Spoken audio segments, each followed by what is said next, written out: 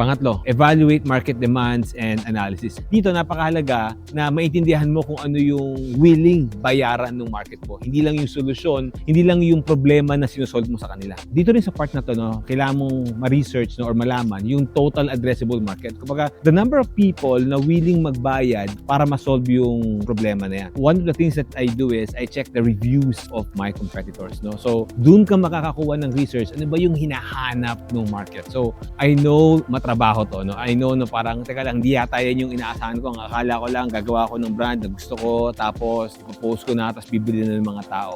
It's not. Trust me, gagawin mo rin to plus a lot more of this kapag hindi bumibenta yung brand mo. So, might as well do it now. There's a lot more to this, but these 3 practical steps would help you give the context, no? Would help you give the mindset, no? Kung tama ba yung niche na papasukin ko, and yung mga taong tutulungan ko, willing ba silang magbayad para masolusyonan yung problema nila.